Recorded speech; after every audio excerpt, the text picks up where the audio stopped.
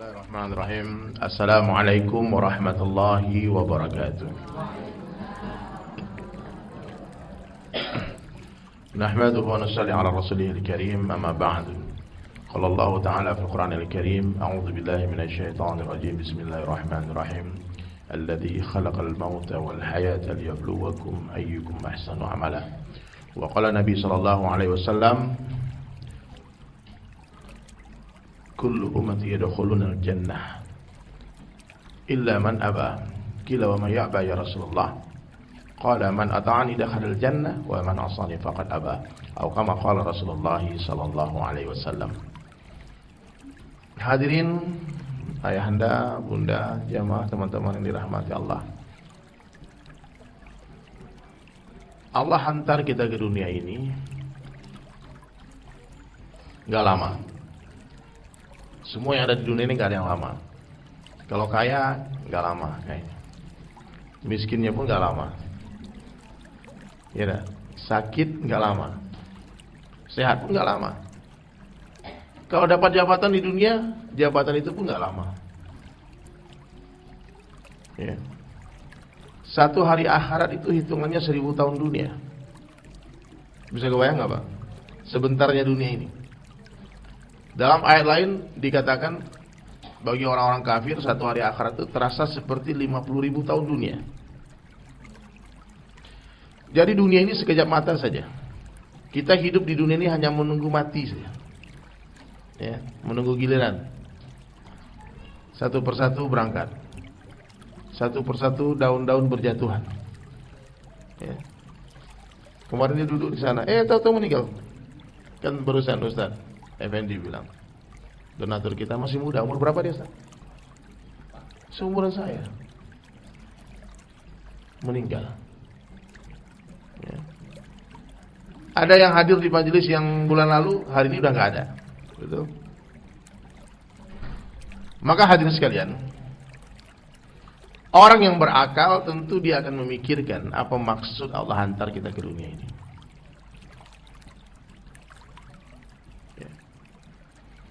Kenapa Allah hantar kita ke dunia, untuk apa? Apakah untuk dunia ini? Oh tidak. Kalau kita dihantar untuk dunia ini, tentulah kita akan berlama-lama hidup di dunia. Tapi ternyata makhluk Allah yang bernama waktu ini gak bersahabat dengan siapapun. Dia gak kompromi dengan siapapun. Meskipun dia raja, dilibas. Firaun itu pernah hidup di dunia Pak, dibinasakan oleh waktu. Namrud, orang-orang jahat, orang-orang baik, nabi-nabi.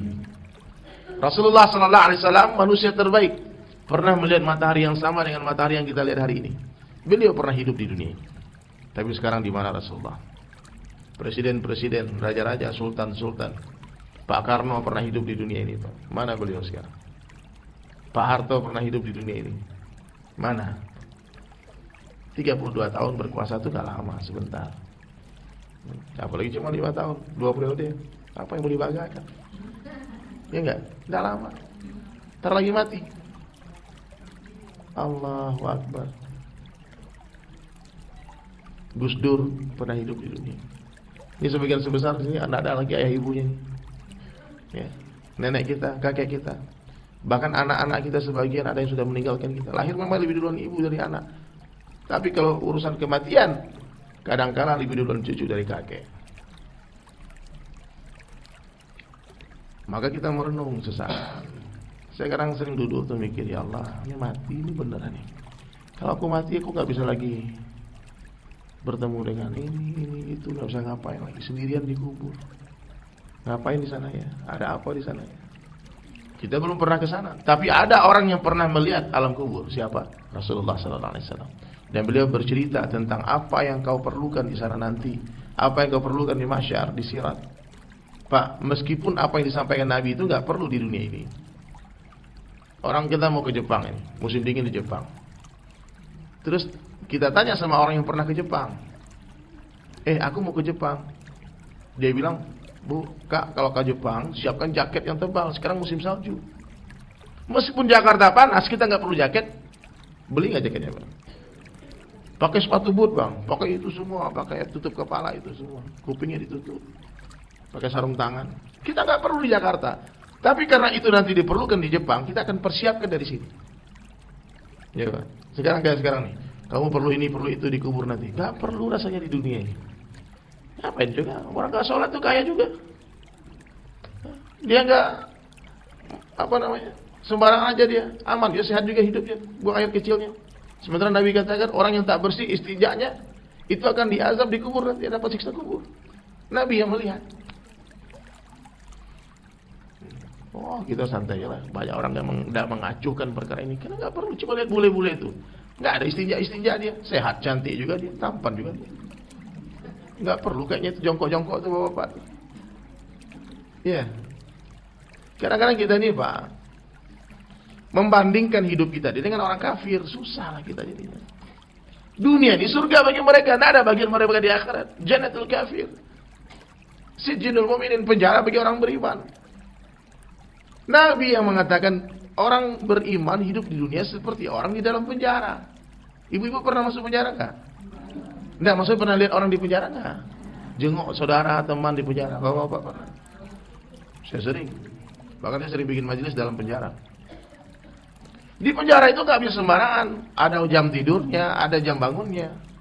Terlambat Pak, disiksa Pak. Suruh push up. Makan nggak bisa sembarangan, ada jam makannya. Ada waktu dia senam, ada uniformnya, ada seragamnya. Nggak bisa sembarangan dia berpakaian di penjara. Nggak bisa sembarangan dia ngapa-ngapain. Ada peraturan yang hidup dalam penjara. Tapi ingat, sebentar lagi mereka akan bebas keluar dari penjara selama-lamanya. Nggak apa-apa di penjara sebentar, tapi bahagia selama-lamanya. Daripada kita pesta-pesta sebentar, tapi masuk penjara selama-lamanya, mau nggak? Seumur hidup penjara, aduh. Saya bilang sama teman-teman, nggak apa-apa kamu susah payah 3 hari di masjid untuk bisa bahagia seumur hidupmu, daripada kamu 3 hari di diskotik pesta-pesta, tapi masuk penjara sampai mati. Susah-susah sementara untuk bersenang-senang selama-lamanya. Daripada kita senang-senang sementara, susah-susah selama-lamanya. Ya. Dunia ini bukan tempat tinggal. Dunia ini tempat meninggal. Dunia ini adalah tempat yang akan kita tinggalkan. Sekarang kita di atas tanah, gak lama lagi tanah di atas kita. Maka sebelum ditimbun, buru-burulah minta ampun. Ya Pak. Satu tetes air mata yang jatuh di dunia karena takut kepada Allah akan padamkan api seluas samudra. Oh, orang di dunia ini nggak usah dengar omongan orang, Pak. Nggak usah dengar penilaian orang, nggak usah apa kata orang itu nggak usah dipikirkan lagi. Yang perlu kita pikirkan hari-hari apa kata Allah. Apa kata Allah? Menjalani kehidupan menuju kematian. Semua kita dalam journey, dalam perjalanan. Dan Allah Subhanahu wa taala telah menetapkan manusia akan dihidupkan secara berpindah-pindah. Kita ini berpindah-pindah, Pak. Dulu kita pernah dikumpulkan oleh Allah di alam ruh. Ruh manusia ini diciptakan dalam satu waktu. Sama tuanya semua. Ya. Diciptakan satu waktu, berapa jumlah manusia akan hadir sampai hari kiamat itu sudah ada ruhnya. Kemudian dipindahkan, dipergilirkan lahirnya. Dipindahkan ke rahim ibu kita 9 bulan 10 hari kurang lebih. Sementara di dalam rahim ibu. Kemudian Allah pindahkan sekarang nih. Ini dalam proses perjalanan. Kita dalam loading nih. Loading menuju akhirat, on the way. Journey menuju akhirat. Di dunia kata Nabi, umur umatku gak lama, 60-70 tahun. Ini umat yang paling Allah sayangi, ini umat yang paling Allah cintai. Apa salah satu buktinya? Allah tak berikan umat ini umur panjang. Kenapa? Allah tidak ingin umat ini terlalu lama diuji.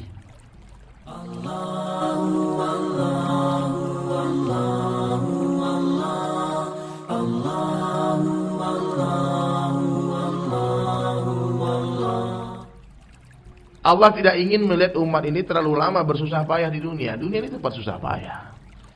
Orang kaya susah dengan kekayaannya, orang miskin susah dengan kemiskinannya. Betul Pak? Semua susah, coba mana orang gak susah di dunia ini? Yang cantik susah dengan kecantikannya. Yang pas-pasan susah juga pengen cantik. Yang cantik diganggu di sana sini macam-macam. Pejabat susah dengan jabatannya. Masalah-masalah di dunia ini silih berganti. Dan Allah Ta'ala sayang kalau berikan solusi itu semua masalah. Satu aja solusinya apa? Agama. Orang kaya amalkan agama, selesai masalahnya.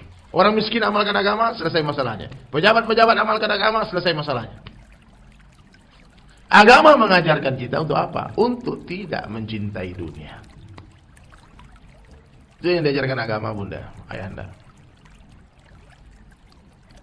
Masalah manusia ini datang, kenapa? Ketika dia mencintai dunia, ketika dia menginginkan dunia, datang masalah. Jadi biar nggak masalah hidup kita, kalau ada orang menawarkan dunia, bilang nggak mau. Say, ada perumahan baru di sana tuh, bagus rumahnya, nggak mau. Habis masalah. Nggak pengen, aku cukup sini aja, alhamdulillah.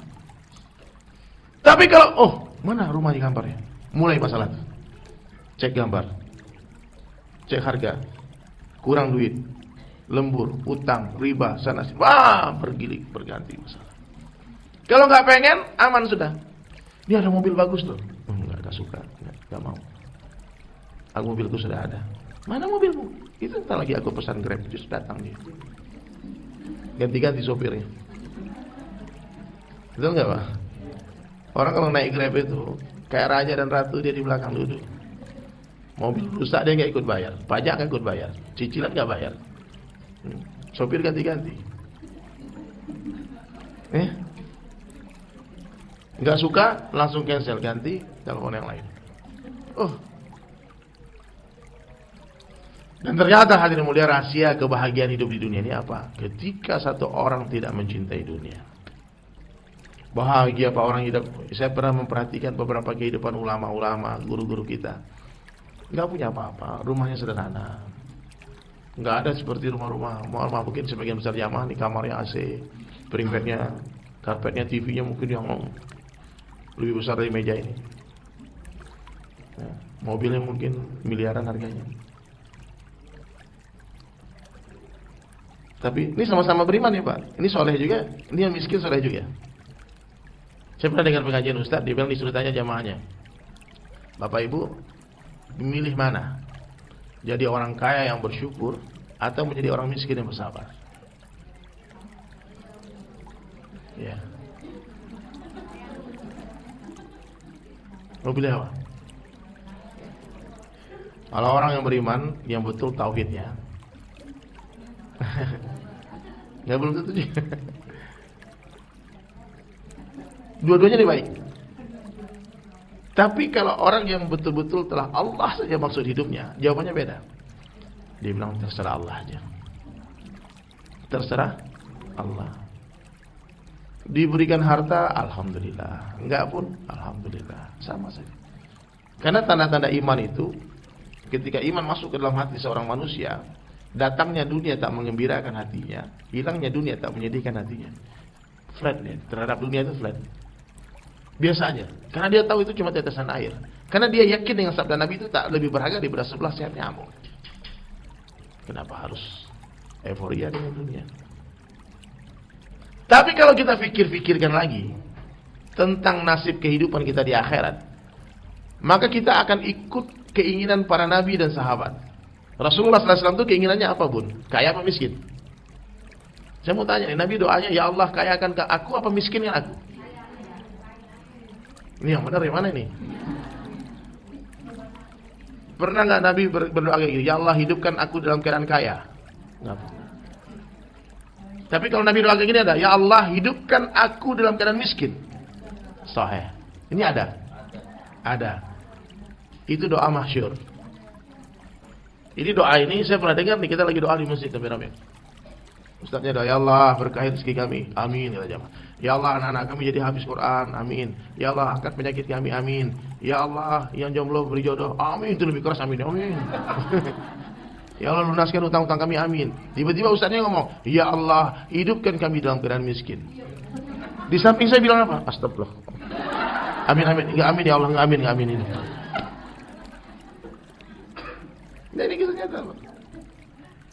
Nabi dan seluruh sahabat menginginkan kemiskinan. Ini nggak suka orang-orang yang cinta dunia dengan ceramah ini. Gak suka dia. Apa-apaan ceramah nih. Saya pun gak suka juga, nafsu saya mendengarkan, menyampaikan ini. Matikan kami dalam keadaan miskin. Apa kata sahabat? Amin. Abdurrahman bin Auf bilang apa? Amin. Utsman bin Affan bilang apa? Amin. Akhirnya, dan doa lagi Nabi lanjutkan doa Nabi, ya Allah bangkitkan kami bersama orang miskin. Semua sahabat aminkan. Kenyataannya sejarah mencatat, asyara mubasyirin, 10 orang dijamin surga, itu 8 atau 9 orang itu kaya. Abdurrahman bin Auf, multimilioner.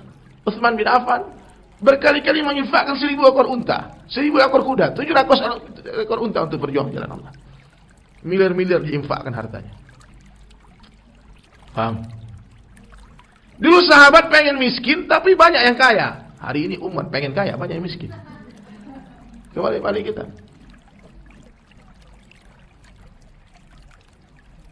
Coba kita bayangkan ya, orang yang pengen miskin. Coba ibu-ibu semua nih, pengen miskin. Aku siapkan diriku untuk miskin. Aku nggak apa-apa, aku nggak pengen kaya kok. Tahu-tahu kaya. Kira-kira kalau orang masjid datang telepon, Bu, kita perlu semen nih 1000 sak. Kirim kan? Pak, kita perlu ini adalah pesantren nih, santri-santri, guru-guru belum digaji. Transfer nggak? Kalau orang nggak pengen kaya, tahu-tahu duitnya banyak, dia akan cepat menghabiskan uangnya dia. Karena dia keinginan, dia miskin. Dia pengen lagi habis hartanya, pengen lagi miskin. Ya, Pak. Tapi kalau orang pengen kaya, tahu-tahu nggak kaya, gila dia. Stres gila dia hitung-hitung ukur-ukur tanah orang. Aduh. Orang beli mobil, dia tanya, DP-nya berapa itu mobil? DP-nya, aduh, dapat duit dari mana dia? Gila. Nah, maka arahkan hati sebagaimana Nabi mengajarkan. Hatinya Nabi, hatinya para sahabat itu akhirat, bukan dunia. Nabi bersumpah, tidak ada kehidupan, kata Nabi, kecuali kehidupan akhirat. Tidak ada kehidupan, kecuali kehidupan akhirat. Kekayaan di dunia bukanlah kekayaan yang sesungguhnya. Kemiskinan di dunia bukanlah kemiskinan yang sesungguhnya. Kerajaan di dunia bukanlah kerajaan yang sesungguhnya. Pengadilan di dunia bukanlah pengadilan yang sesungguhnya. Di dunia yang menang belum tentu benar, yang kalah belum tentu salah. Ini dunia tipu-tipu semua. Allahu Akbar. Apa baru? Orang kaya sama orang miskin, secara logika, saya mau tanya, lebih bahagia siapa? Benar. Orang kaya adalah orang yang memiliki harta yang melebihi keperluannya. Tahu? Orang miskin makan 1 piring, orang kaya makannya berapa piring? Sama. Orang miskin pakai baju 1 lembar, celana 1 lembar, rok semua satu setel. Orang kaya berapa lapis bajunya? Sama. Orang kaya punya mobil mewah, orang miskin juga bisa naik mobil mewah. Kok bisa? Diajak sama orang kaya. Aku antar pulang ya, Ustaz. Ayo naik. Kalau naik mobilnya dia. Saya tanya, kira-kira yang menikmati mobil itu, yang punya mobil apa yang numpang? Masya Allah Pak Haji. Mobil apa ini katanya? Masya Allah. Yang punya mobil mikir, 2 hari lagi cicilan masuk.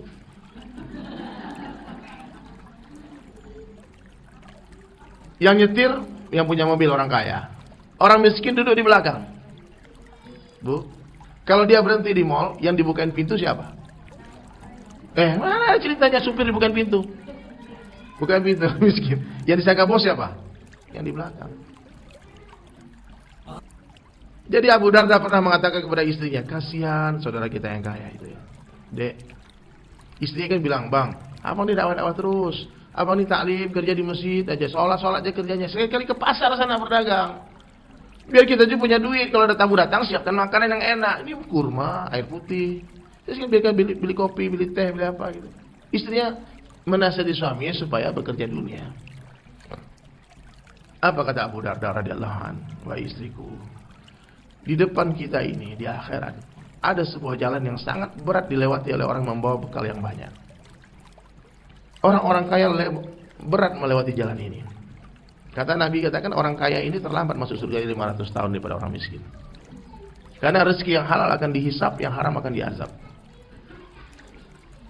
Coba lihat orang kaya, saudara kita tuh kasihan. Dulu sahabat, Pak, kebalik-balik sama kita. Kita sekarang kasih lihat orang miskin, dulu mereka kasih lihat orang kaya. Mereka memiliki harta yang tak mereka gunakan. Mereka memiliki kendaraan yang tak pernah mereka tunggangi. Mereka memiliki rumah yang tak pernah mereka tempati. Saya tinggal di Cibubur di Perumahan Citra Grand. Itu satu klaster saya itu, Pak, mungkin ada 40% nggak ada penghuninya. Yang punya siapa? Orang kaya. Rumah dia yang ke-13, nggak pernah dia tempati. Dan ada satu rumah, dua rumah sampai rumah saya. Sejak rumah itu dibangun 4 tahun yang lalu, belum pernah tidur di satu malam pun itu rumah. Harganya berapa? Oh, miliar-miliar. 4 miliar lebih harga rumah. Itu apa itu rumah, Pak? Kadang bukan atas nama dia, atas nama orang lain. Karena kalau nama dia nanti dipantau KPK, bahaya. Dia cuma dapat dosa aja, Pak. Udah korupsi, maling, beli rumah atas nama orang lain, beli mobil atas nama orang lain. Dia takut nih mobil itu, takut CCTV di mana-mana. Jadi kasihan dulu sahabat dari orang kaya. Hari ini kita kasih orang miskin. Betul nggak, Bu? Tapi bukan berarti nggak boleh kaya, Bu, ya. Boleh, silakan. Siapa orang kaya dalam Islam? Bukan orang yang rumahnya banyak, bukan orang yang mobilnya mewah, bukan orang yang emasnya berkilo-kilo, bukan. Orang kaya itu orang yang sudah berapa masjid dia bangun. Saya silaturahmi sama orang tetangga saya juga, pengusaha. Dia sakit. Dia bilang, Ustaz, doakan saya, Ustaz. Doa apa, Bang? Semoga Allah panjangkan umur supaya bisa melunasi hutang saya kepada Allah. Loh, abang punya hutang apa? Saya sudah berazam, berniat. Azam itu niat yang sangat dalam. Untuk membangun 100 masjid sebelum saya mati. Nah, itu hebat orang kaya, Pak. Dia kumpulkan harta sebanyak mungkin, dia gunakan seperlunya, sisanya bisa bilillah. 100 masjid, wah, banyak itu, Bang. Sudah berapa masjid mau dibangun? Istrinya keluar. Baru 25, Ustaz. Baru 25 katanya. Itu orang kaya. Orang kaya itu siapa? Orang yang sudah berapa orang anak yatim yang dia sekolahkan sampai jadi hafiz Quran, jadi ulama. S1, S2, S3. Ada nggak anak angkat ibu yang disekolahkan, anak orang lain disekolahkan? Sudah berapa pesantren yang dinafkahi, yang disantuni? Sudah berapa orang yang diberangkatkan haji dan umroh? Itu orang kaya. Masya Allah, kita kadang-kadang nih lupa diri, lupa dengan akhirat, lupa dengan kematian. Maka Rasulullah sabdakan, orang yang paling cerdas siapa? Orang yang paling banyak zikrul maut, orang yang paling banyak mengingat mati dan mempersiapkan bakal matinya. Itu orang cerdas. Allahu Akbar. Dan ketika imannya sempurna dalam hati seseorang, datangnya dunia ini mengkhawatirkan hatinya, takut dia. Saya pernah cerita di majelis sebelumnya kayaknya. 2 orang sahabat berdebat, saling dorong. Oh enggak. Satu orang tanya, apa yang kalian debatkan? Kenapa ribut-ribut? Udahlah, damai-damai saja dunia ini. Sahabat yang pertama katakan, dia ini temanku, sahabatku. Aku jual tanah kepada dia. Kalau aku menjual tanah, berarti apa yang ada di dalam tanah, apa yang di atas tanah, itu punya dia sudah. Saya sudah jual semuanya, apa semua yang ada di tanah itu sudah menjadi hak miliknya saudaraku ini. Tahu-tahu dia datang barusan membawa 1 peti emas. Dia bilang dia temukan emas itu di dalam tanah yang saya jual itu. Kan gak bisa, Bang. Kan saya sudah jual, kenapa dia kasih sama saya? Kata yang beli tanah apa? Bro, aku tuh cuma niat beli tanah, nggak ada beli emas. Emas ini hak kamu, ini punya kamu, bukan punya saya. Saya nggak berhak terhadap emas ini. Oh, nggak bisa, emas ini punya kamu, kan kamu sudah beli. Oh enggak, saya nggak beli emas. Ternyata 2 orang sedang berantem menolak dunia, menolak 1 peti emas. Ini kisah nyata, bukan dongeng. Mereka semua menolak dunia dengan kedua tangannya. Terus bilang, kata sahabat yang ketiga tadi, ya udahlah, damai-damai aja lah, cari jalan keluarnya. Gini.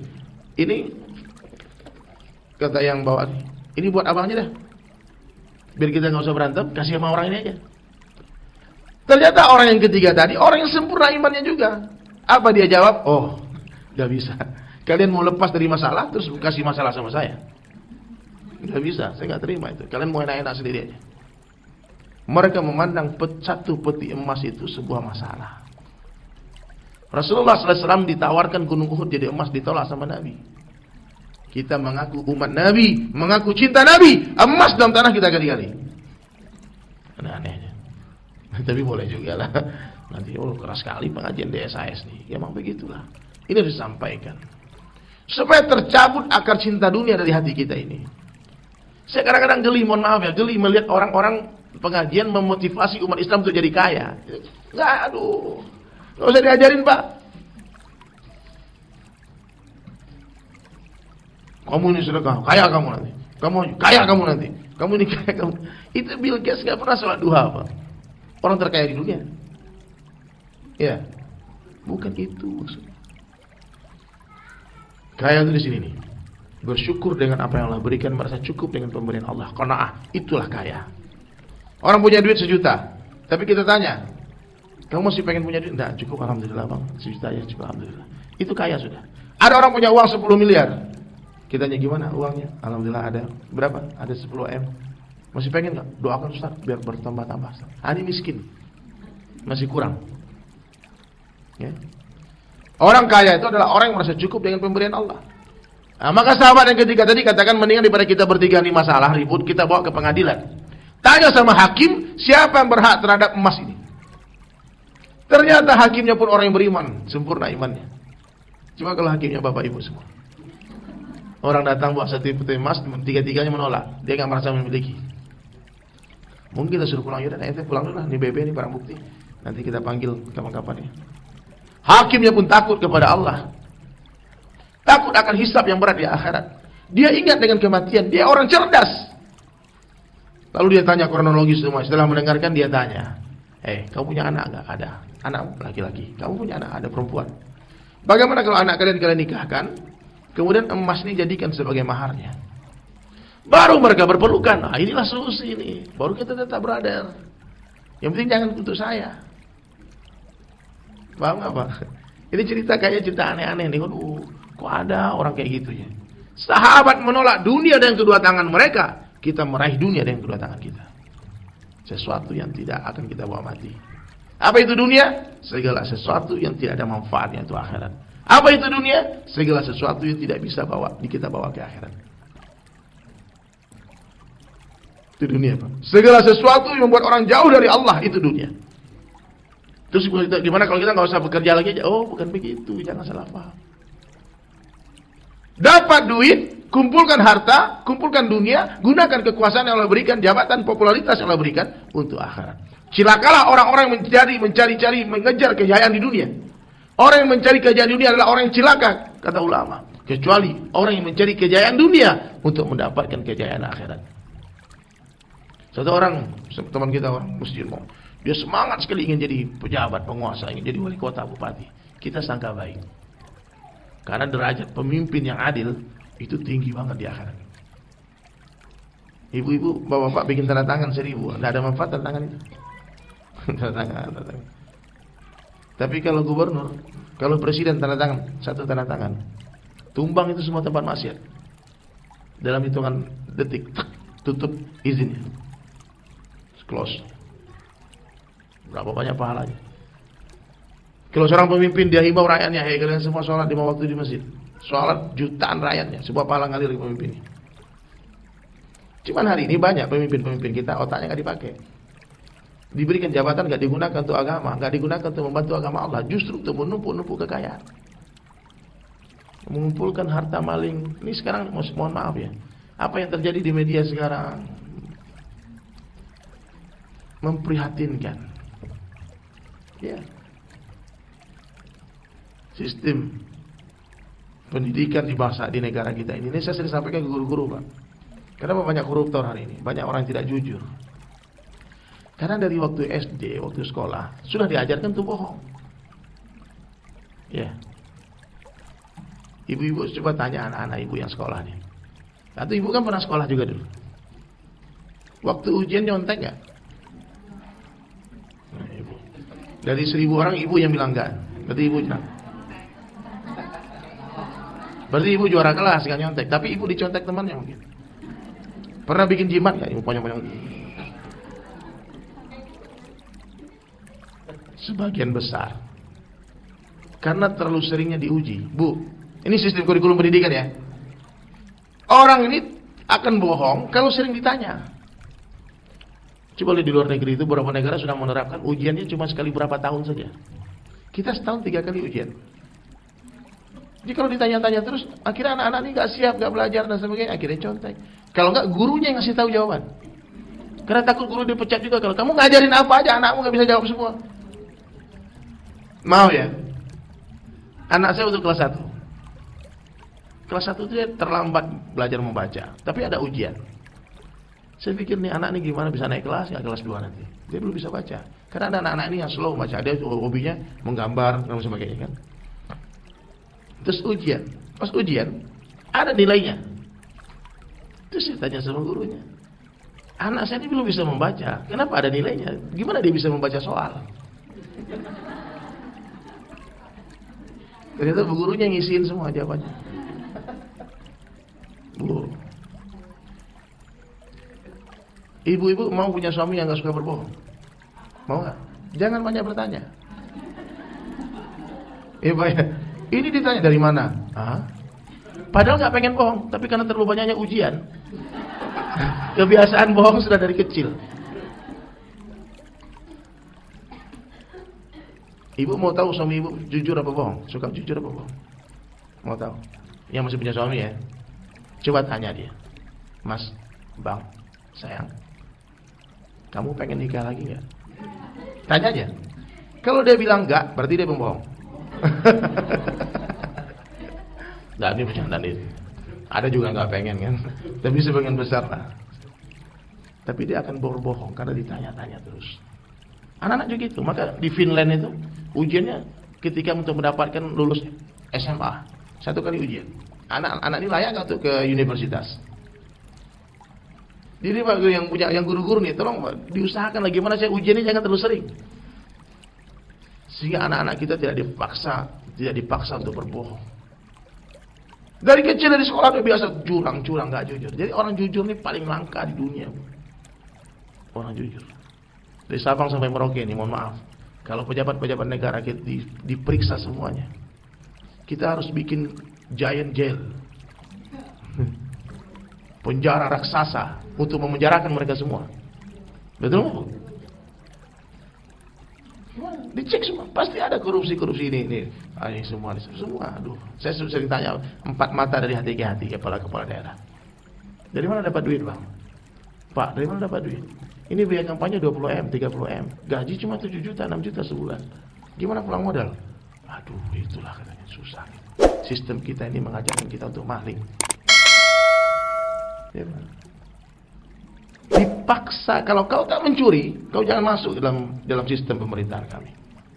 Kalau kau jujur, keluar. Jangan bergabung dengan kami. Gitu, Pak. Ini kita hidup di zaman fitnah.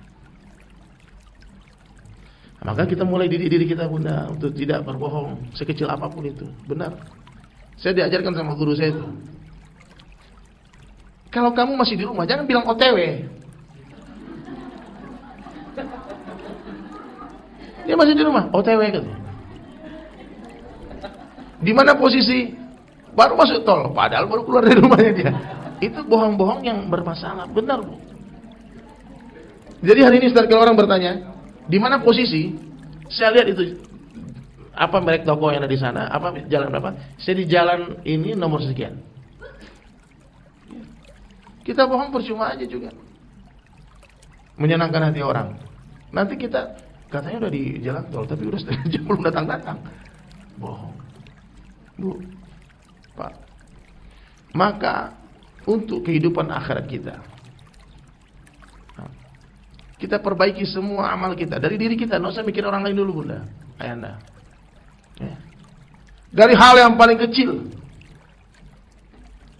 dan sekarang juga. Mulai perbaikan itu sekarang dari diri kita. Satu uswah itu lebih baik daripada 1000 nasihat. Banyak emak-emak, ibu-ibu galau bertanya, anakku begini disuruh nggak mau, main game aja sepanjang hari, main handphone aja, sholat dia nggak mau, ini nggak mau, dinasihatin dia lawan maknya, bapaknya. Apa masalahnya sebetulnya? Sebetulnya masalah bukan pada anak, masalah pada diri kita. Karena dilihat maknya main handphone juga, bapaknya main juga, yang beliin maknya juga. Ya, salah siapa? Maka anak saya yang masih SD, saya nggak berikan handphone. Nggak boleh pegang handphone. Kalau sudah nanti dewasa, bolehlah dia bisa menyaringnya. Karena hati-hati bunda, sekarang di handphone itu, di YouTube,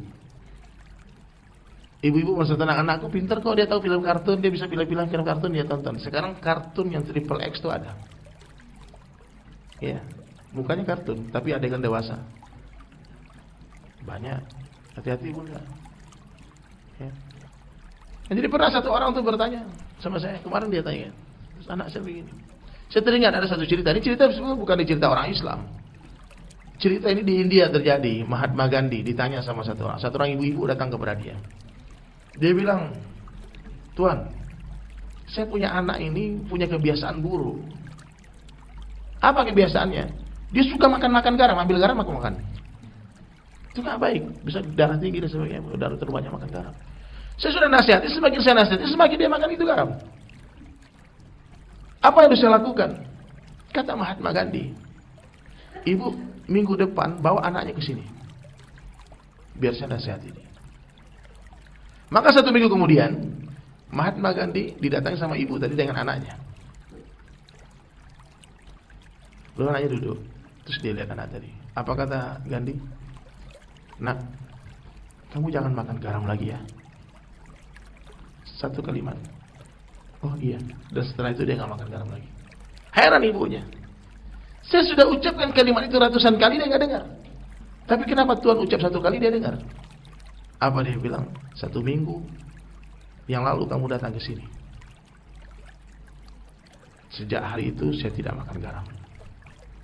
Jadi sebelum menasihati orang, kita amalkan dulu. Baru ada power daripada nasihat kita.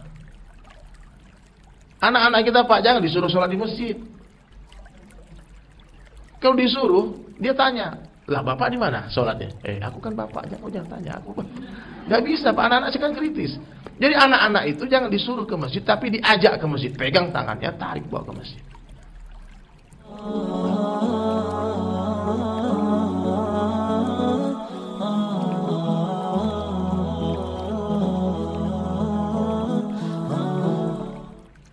Paham? Jadi contohkan kepada umat. Jangan banyak ngomong aja. Hari ini, Masya Allah, teori itu Masya. Kathir ilm, ma fi amal. Banyak ilmu, amal tak ada. Maka orang tanya, kenapa kamu begini? Saya bilang nih, kalau da'i pakai sorban, pakai full sunnah, nanti orang-orang biasa awam, misal dia pakai songkok, dia pakai gamis, dia pakai koko. Tapi kalau da'inya pakai koko, orang biasa pakai kemeja, pakai batik dan sebagainya. Kalau da'inya mohon maaf ya, pakai baju rock and roll, pakai topi pet, pakai gaul, nanti umatnya telanjang. Karena orang akan melihat uswah, panutannya siapa? Ulama. Sekarang kita kehilangan panutan, Ustaz. Umat ini bingung mau contoh siapa? Nggak ada. Maka saya bilang, yaudahlah, saya mau amalkan. Nah, kalau ibu-ibu nih yang dalam masjid ini semua pakai hijab syar'i, nanti orang di luar pakai kerudung nih. Malu dia. Tapi kalau yang menghadiri pengajian pakai kerudung, pakai baju gaul-gaul, di luar telanjang. Benar. Makanya lihat. Itu orang rajin kemudian. Orang pengajiannya begitu pakaiannya. Nah, maka hadirin sekalian, mulai perbaikan diri kita. Dari mana perbaikan itu dimulai? Yang pertama, perbaiki lisan.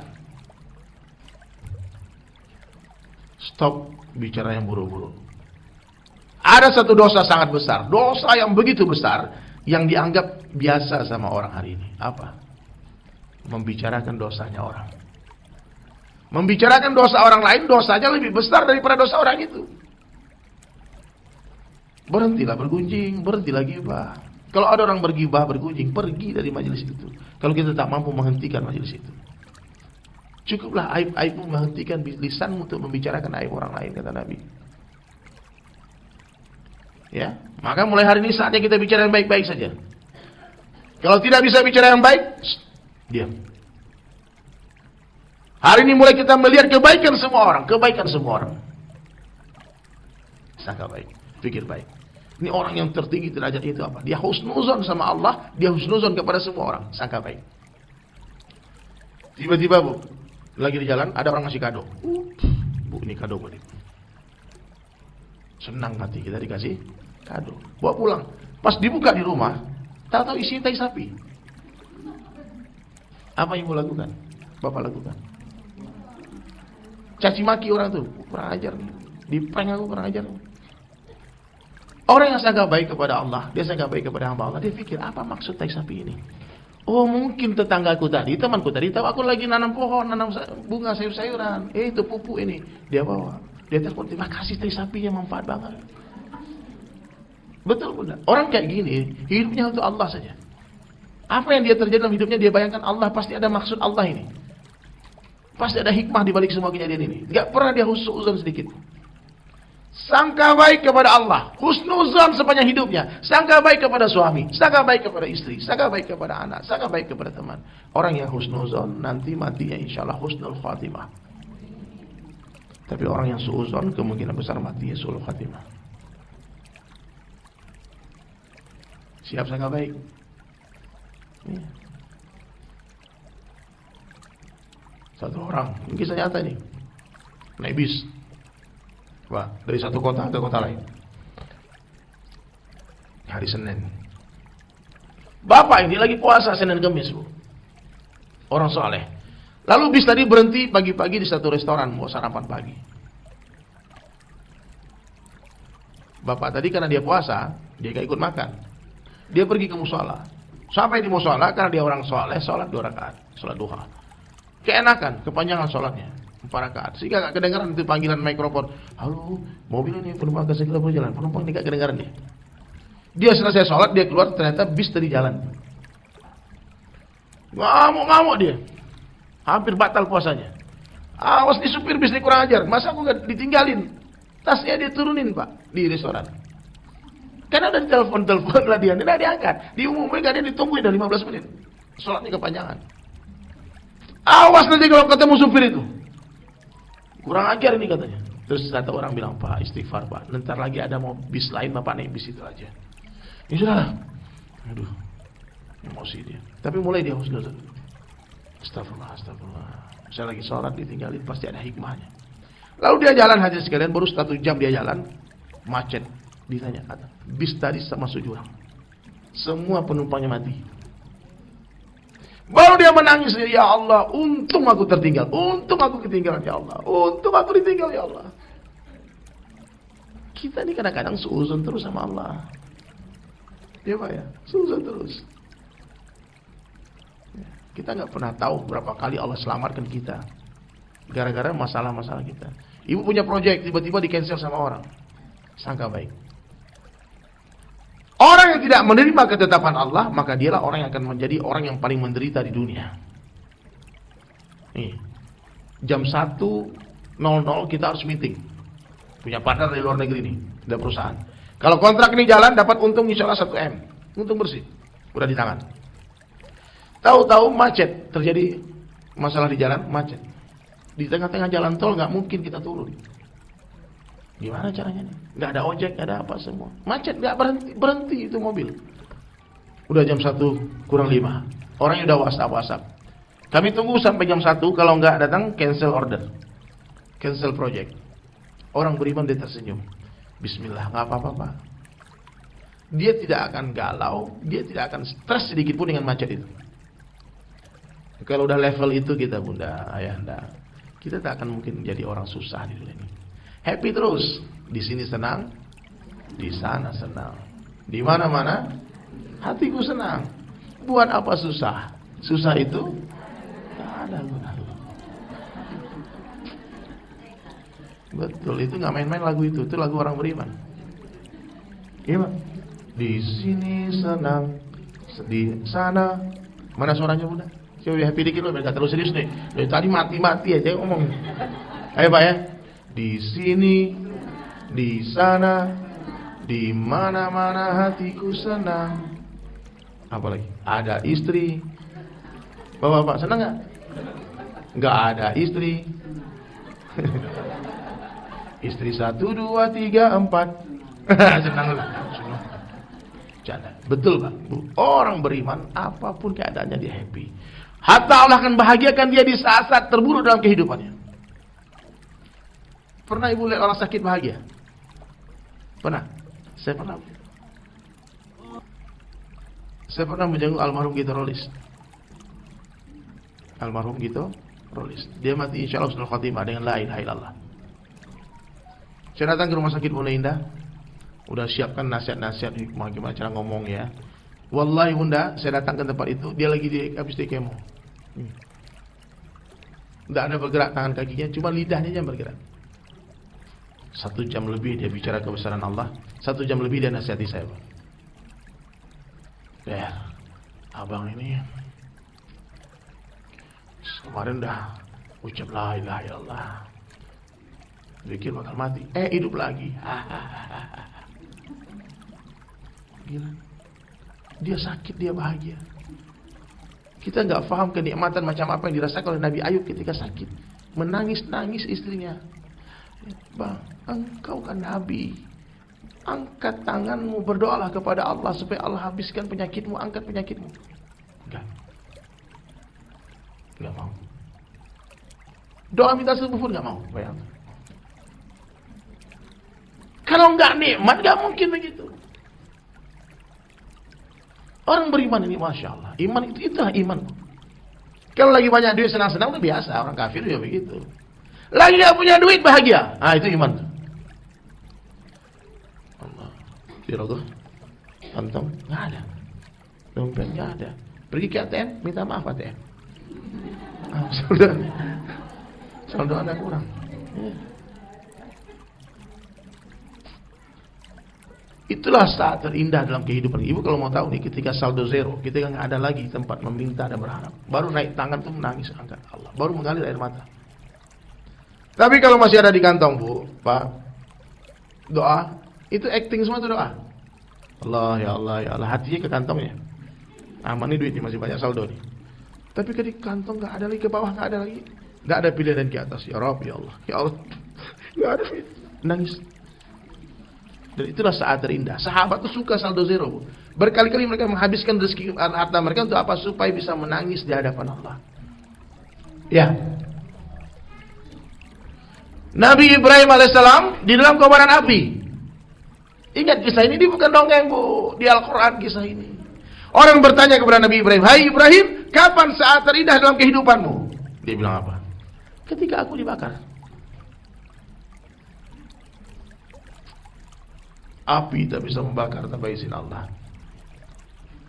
Kemiskinan tak bisa menyusahkan tanpa izin Allah.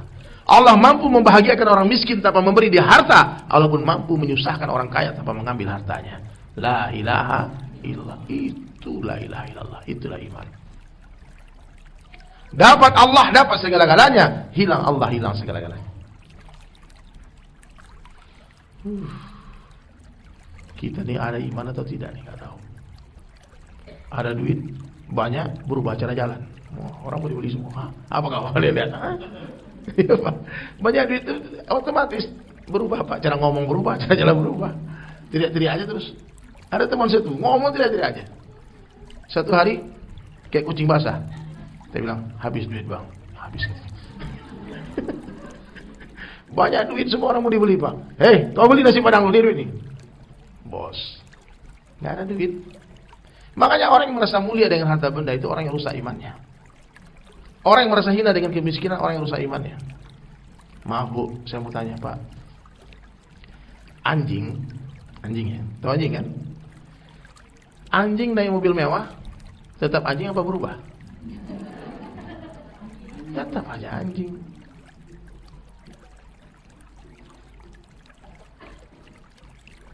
Jadi jangan bermimpi berharap kita di derajat kita naik mobil mewah, bertambah mulia kita. Enggak ada. Ada orang pulang kampung, di kampungnya dia naik mobil mewah, di pulang kampung dari Jakarta nih, bawa mobil Volkswagen, Alphard, naik mobil Mercedes-Benz, miliaran mobil harganya. Turun dia dari mobilnya, semua orang buah aja tambah cantik, Masya Allah, hebat, cium tangan orang semua. Pak Haji, pakai Pak Haji. Saya pernah lihat di kampung Pak, naik mobil mewah, nggak ada salahnya, semua betul aja kalau banyak duit. Karena yang memandang pun orang cinta dunia juga. Ini kita dengar nih. Orang naik bis pulang, kita pulang bersama Pak. Saya orang Minang kan, kita pulang bersama. Ini kisah nyata nih. pulang bersama. Yang kurang sukses di rantau, biasanya dia pulang naik bis, itu pun dibayarin. Ada donaturnya, disiapkan bis 30 bis, nanti yang belum sukses pulang naik bis. Satu orang turun dari bis, ganteng gagah dia, ada tatonya. Apa kata bapak di pos rendah? Saya terus ingat itu. Dia bilang, makanya kamu ini nggak sukses, gagal, preman kamu ini katanya. Tato ini preman, nggak benar kamu ini katanya. Dia ngomel-ngomelin, tato itu apa? Preman. Berapa lama kemudian datang mobil mewah, turun anak muda, bertato juga. Apa kata bapak tadi? Ah, ini seni nih katanya. Wah, bagus tatonya ya katanya. Di mana kau buat ini katanya, mahal ini tato ini. Kalau miskin preman pak, kalau kaya seni. Kalau orang kaya kentut, wah ini kentut Pak Haji ya. Bersiul bunyi aneh bunyi kentut orang Jakarta ini katanya. Gak ada salahnya. Tapi kalau orang miskin kentut, dipukulin rame-rame. Oh, tamu gak ada nih katanya, kurang ajar nih, lempar ke sungai. Maka kita orang yang sudah Allah berikan hidayah, pandanglah manusia, bukan dunianya, pandang agamanya. Satu orang miskin tinggal di perkampungan, di pedalaman, tak cantik, tak tampan, tak rupawan. Tapi di hatinya ada ketakwaan. Ketahuilah, orang ini, dia lebih mulia dalam pandang Allah daripada seluruh presiden kafir yang ada di seluruh dunia. Paham? Karena dia calon raja di surga, calon ratu bidadari di surga. Kita harus memuliakan orang-orang beriman seperti memuliakan raja dan ratu. Kenapa? Karena mereka semua nih Bapak Ibu semua calon raja dan ratu di surga. Tak boleh sakiti hati orang beriman. Bunda kalau mau bicara hati-hati, jangan sampai gara-gara satu kalimat kita terluka hati orang. Kita tidur nyenyak, dia berminggu-minggu gak tidur. Gara-gara ucapan kita. Permanis lisanmu, apalagi sama suami. Ya. Suami, permanis lisanmu, apalagi sama istri. Betul. Saya bilang sama istri saya, kamu egois ya yang ya. Dia bilang egois apa lagi nih katanya, apa salahku? Istri bilang, setauku bapakmu manusia, ibumu manusia, tapi kamu kok bidadari ya?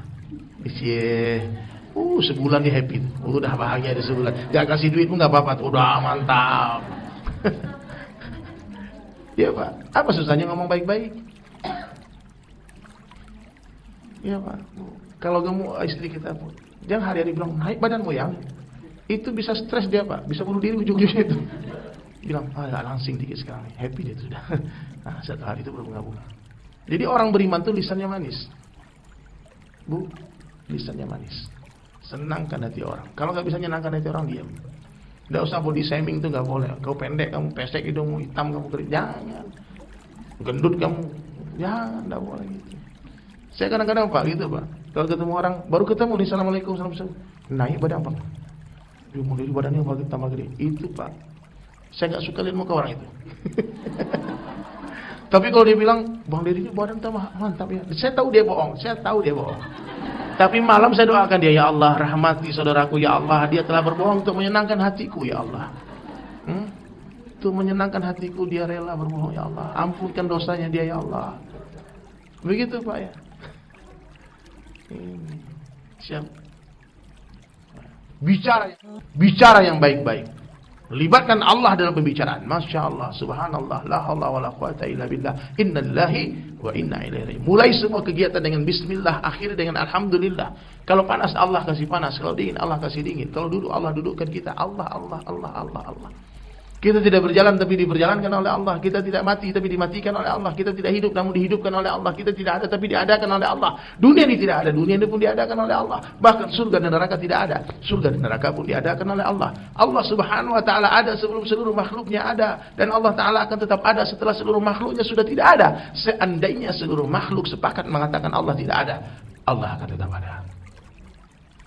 Kenapa demikian? Karena Allah itu ada sebelum kata-kata ada itu ada, dan Allah Ta'ala akan tetap ada setelah kata-kata ada itu sudah tidak ada lagi. La maujud illallah, la ilaha illallah. Itu yang pertama Bun ya. Perbaiki lisan. Yang kedua, perbaiki kehidupan kita. Ini bagus. Semua saya lihat minum tangan kanan, makan tangan kanan, top, mantul. Kalau dulu pernah berapa kali minum tangan kiri. Minum tangan kiri itu bukan cara Islam, bukan cara Nabi. Itu minumnya syaitan. Tidak ada yang minum tangan kiri kecuali syaitan, kata Nabi. Siap, islah diri kita. Mulai dari hal yang kecil-kecil. Bapak-bapak, tolong Pak, istinja diperbaiki. Ya, bapak-bapak kadang-kadang mengabaikan ini. Saya sering lihat di toilet di masjid-masjid berdiri kencingnya itu nggak boleh Pak. Kecuali uzur. Nggak bisa bengkok nih lutut lagi. Nggak boleh. Belum berdiri. Ataupun tempat tutukan sampah. Nabi pernah berdiri 1 kali. Tapi selama di rumah, kata Ibunda Aisyah, aku tak pernah melihat Nabi berdiri. Selalu jongkok. Untuk menghindari najis terkena di celana kita. Ya, ini bapak, ibu-ibu nggak ada yang berdiri.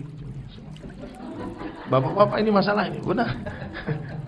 Nggak boleh kencing di sembarang tempat, di lubang-lubang semut. Ya, bagi kita kencing, tapi bagi semut tsunami, banjir bandang. Berapa hebohnya itu semut, Pak. Berapa nyawa yang mati. Sini masalah sederhana, tapi kata Nabi, ini menyebabkan siksa kubur. Ya. Orang yang tak bersih istinjanya diancam dengan siksa kubur. Ya. Banyak lagi adab-adab sunnah. Ujung rambut, ujung kaki, bangun tidur lagi, hidupkan sunnah Nabi SAW. Semampunya, bukan semaunya. Pak, kalau mampu mau ya panjangannya lah. Ini sunnah ini. Ya, ini sunnah. Sorban sunnah. Cilak mata sebelum tidur sunnah. Pendekkan kumis sunnah. Pakai siwak sunnah. 2 rakaat dengan bersiwak lebih baik daripada 70 rakaat tanpa bersiwak. Potong kuku sunnah. Bulu ketek dicabut, dicukur, itu sunnah. Benar, sunnah Nabi. Islam ini agama yang sempurna. Gak boleh orang Islam jorok, gak boleh orang Islam bau. Bau apa aja? Bau ketek, bau mulut, semua itu gak boleh. Betul, Nabi mengajarkan. Nabi itu berdiri depan pintu masjid. Lalu Nabi mengecek mulut sahabat. Kalau ada bau-bau makanan, bau ini semua, Nabi suruh berkumur-kumur lagi, bersiwak lagi. Gak boleh masuk ke masjidku, bau-bau. Malaikat gak suka bau-bau. Ya, wangi-wangi. Pakai wangi-wangian. Nabi paling cinta wangi-wangian. Malaikat itu suka wangi-wangian. Ini banyak sunnah-sunnah Nabi. 18.000 jenis sunnah. Maka jangan pernah kita klaim merasa kita saja yang sunnah. Hari ini ada teman-teman kita sebagian tertipu oleh syaitan. Dia pikir yang sunnah cuma dia saja. Dia pikir yang sunnah cuma ustadz dia saja. Dia pikir yang sunnah cuma pengajian dia saja. Dia pikir yang sunnah cuma radio dia saja. Yang penting yang sunnah itu cuma TV dia saja. Yang sunnah cuma laundry dia saja. Yang sunnah cuma lift dia saja. Kalau nggak ikut dia nggak sunnah. Ada juga tuh. Orang kayak gitu perlu kita ajak piknik. Itu kurang piknik. Pasti kurang guru dia. Kurang banyak gurunya. Ya, kata Buya Hamka, orang kalau luas ilmunya, semakin luas ilmu seseorang, semakin sedikit dia menyalahkan orang. Orang kalau tinggi ilmunya, mudah dia terima perbedaan, dia banyak senyum. Nah, karena dia tahu dalilnya. Kunut subuh ada dalilnya, enggak kunut ada dalilnya. Ibu kalau enggak kunut, Bu, terus imamnya Pak pakai kunut, angkat tanganmu, aminkan. Di atas semua usul fikih semua itu ada akhlak, adab. Tidak ada Islam tanpa akhlak. Paham? Jadi jangan berdiri aja, orang kunut berdiri aja. Oh kita Muhammadiyah, kita nggak kunut. Saya Muhammadiyah juga. Tapi kalau saya pergi ke tempat komunitas orang NU di Jawa Timur, dipaksa jadi imam, saya tanya kunut.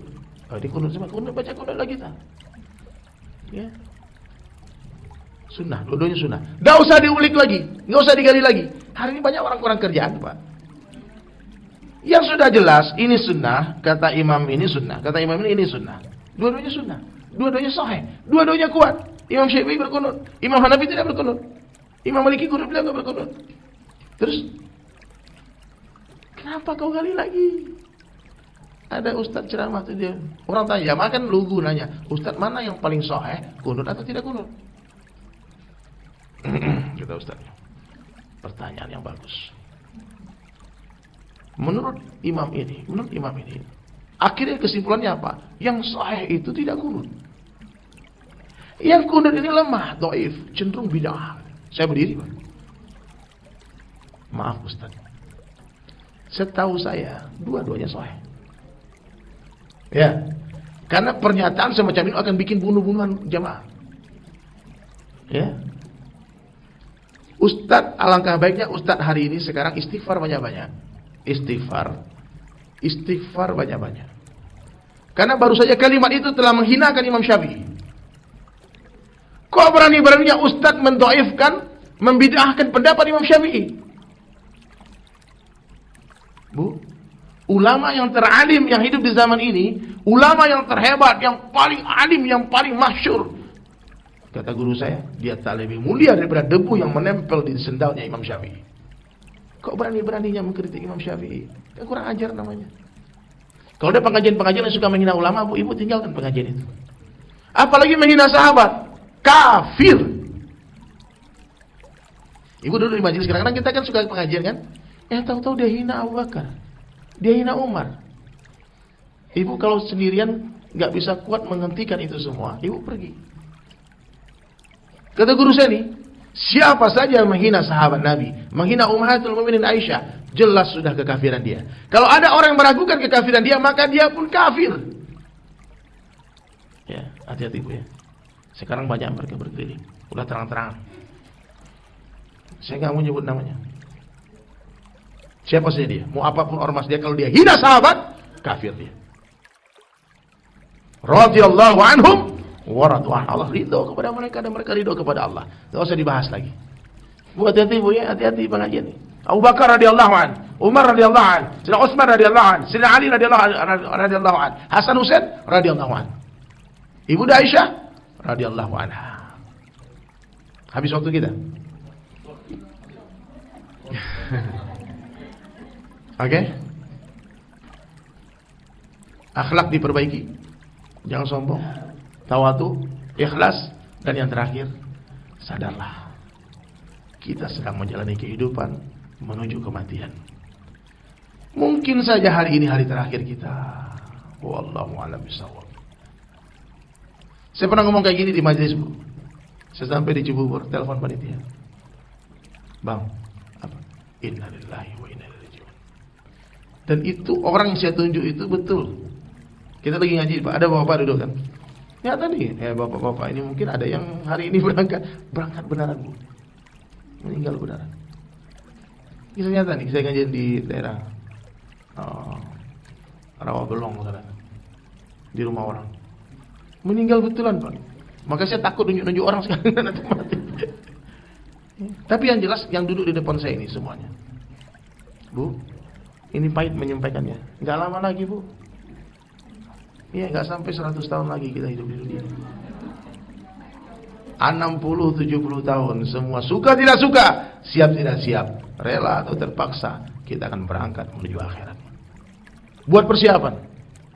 Cepat minta ampun sebelum ditimbun. Ya. Jangan menunda taubat. Ajal tak menunggu kita bertaubat. Kita harus bertaubat menunggu ajal itu datang. Saya bagi fikir sedikit ya, jamaah, ibu-ibu sekalian, bapak-bapak, tolong fikirkan.